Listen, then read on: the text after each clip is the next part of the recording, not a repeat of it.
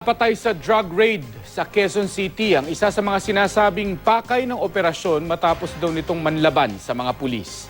Nakipaghabulan pa sa mga otoridad ang iba pang sangkot umano sa kalakaran ng iligal na droga. Makibalita tayo kay Emil Sumangil.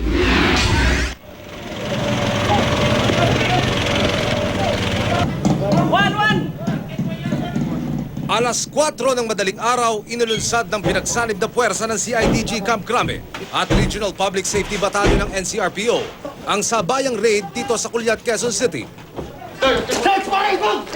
So, hino-hold ng mga pulis ngayon itong laman ng isang private vehicle na inabutan nila. Ito yung isa sa kanila. Isa sa mga sinasabing target ng operasyon ang napatay matapos umanong manlaban sa puwersa ng raiding team. Wala bang ibang maikulit, no? Saan? Naging maaksyon ang isinagawang raid.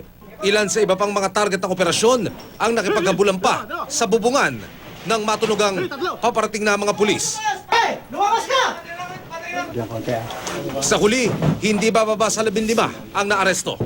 Isinagawa ang operasyong ito sa bisa ng search warrant sa mga umano'y drug den at pinamumugaran ng mga nagtutulak ng ipinagbabawal na gamot sa area na ito ng Quezon City. Ayon sa pulisya, nabuo ang operasyong ito sa tulong ng isang informante at pinagtibay pa ng ilang linggong surveillance ng undercover agent. Kung tingnan nyo, dito nag-i-score yung mga tumitira. Yung may mga paraphernalias pa na nandyan. Emil Sumangil, GMA News.